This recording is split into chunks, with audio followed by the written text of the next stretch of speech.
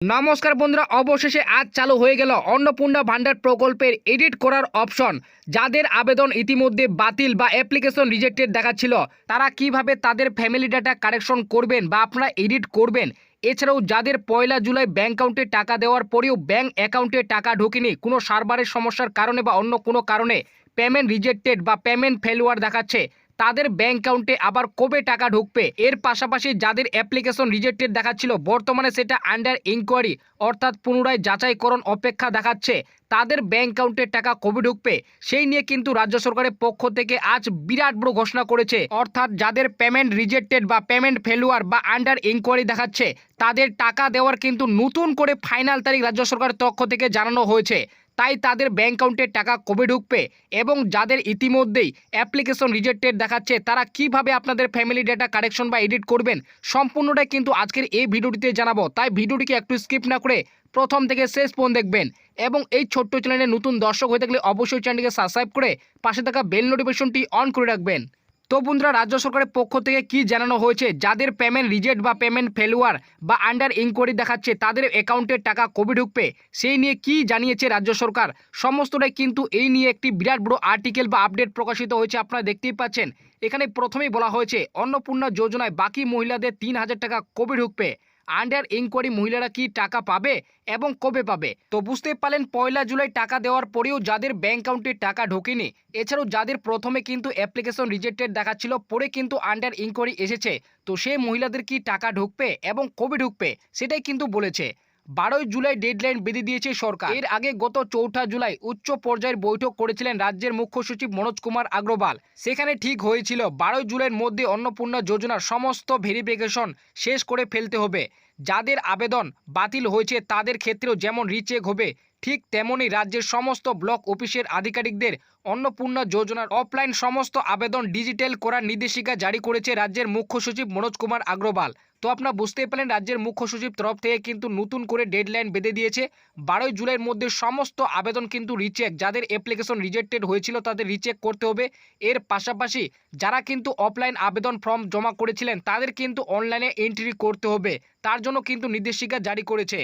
তাই এখন রাজ্যের বাকি সমস্ত মহিলাদের একটাই প্রশ্ন, যারা এখনও টাকা পায়নি বা যাদের আবেদন বাতিল বা রিজেক্ট করা হয়েছে কিংবা যাদের পেমেন্ট ফেল দেখাচ্ছে, তাদের টাকা পুনরায় কবে থেকে দেওয়া হবে।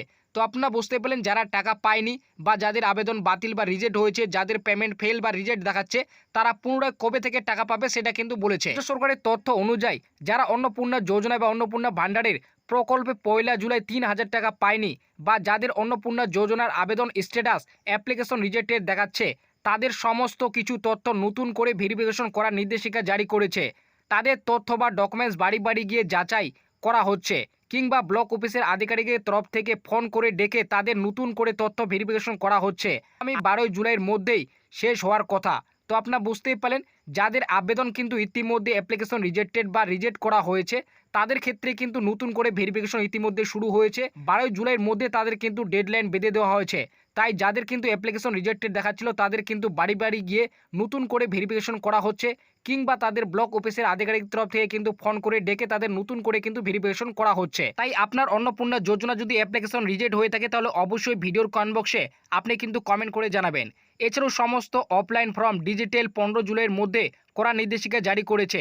যারা এখনও টাকা পায়নি, তাদের যাচাই প্রক্রিয়া সম্পূর্ণ হওয়ার পরে বা বাকি সমস্ত অফলাইন ফর্ম অনলাইনে আপলোড করার পরেই যোগ্য মহিলাদের আগামী 20 জুলাইয়ের মধ্যে টাকা দেওয়া শুরু করবে বলে খবর। তো আপনারা বুঝতে পারলেন, যারা টাকা পায়নি বা যাদের আবেদন রিজেক্ট হয়েছিল তাদের রিচেক করে বা যারা অফলাইন ফর্ম জমা করেছিলেন, তাদের কিন্তু অনলাইনে আপলোড করার পরেই 20 জুলাইয়ের পর থেকে তাদের ব্যাঙ্ক অ্যাকাউন্টে টাকা দেওয়া হবে, এমনই কিন্তু সূত্রের মাধ্যমে খবর উঠে এসেছে। এছাড়াও যাদের স্ট্যাটাস আন্ডার ইনকোয়ারি বা আন্ডার প্রসেস দেখাচ্ছে কিংবা পেমেন্ট রিজেক্টেড দেখাচ্ছে, তাদের কোনো চিন্তার কারণ নেই। যোগ্য বিবেচিত হলে বকেয়া টাকা সহ পরবর্তী কিস্তি সরাসরি আপনার ব্যাঙ্ক অ্যাকাউন্টে 3,000 টাকা জমা হবে। তো আপনারা বুঝতে পারলেন, যাদের ইতিমধ্যে অন্নপূর্ণা যোজনার স্ট্যাটাস আন্ডার ইনকোয়ারি কিংবা আন্ডার প্রসেস দেখাচ্ছে কিংবা আপনাদের পেমেন্ট রিজেক্ট বা পেমেন্ট ফেলুয়ার দেখাচ্ছে, তাদের ক্ষেত্রে কিন্তু চিন্তার কোনো কারণ নেই। তাদের যাচাই করার পরে তাদের বকেয়া যে টাকা 3,000 টাকা সরাসরি তার ব্যাঙ্ক অ্যাকাউন্টে কিন্তু জমা করা হবে। যখন পরবর্তী কিস্তি দেওয়া হবে, সেই পরবর্তী কিস্তিতে তাদের অ্যাকাউন্টে কিন্তু টাকা ঢুকবে। তো এবার কথা হচ্ছে, যাদের ইতিমধ্যে অন্নপূর্ণা যোজনার আবেদন বা অ্যাপ্লিকেশন রিজেক্টেড দেখাচ্ছে, তারা কিভাবে আপনারা এডিট করবেন। দেখো, এডিট করার অপশন এখনও পর্যন্ত কিন্তু সিটিজেন অর্থাৎ পাবলিকের জন্য কিন্তু রাজ্য সরকার পক্ষ থেকে দেওয়া হয়নি। এটা কিন্তু এখন শুধুমাত্র অফিস কিংবা অফিসের আধিকারিকদের কিন্তু দেওয়া হয়েছে।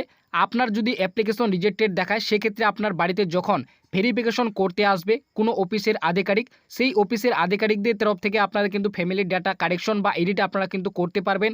এর পাশাপাশি আপনার ব্লক অফিস থেকে যদি আপনাকে ফোন করে ডাকে, সেখান থেকে আপনারা কিন্তু এডিট অপশনটি আপনারা কিন্তু করে আপনার কিন্তু ফ্যামিলি ডাটা কারেকশনটি করে নিতে পারবেন। তো আপনারা বুঝতে পারলেন, পাবলিকের জন্য এখনও পর্যন্ত কিন্তু অন্নপূর্ণা যোজনার এডিট অপশনটি কিন্তু চালু করা হয়নি।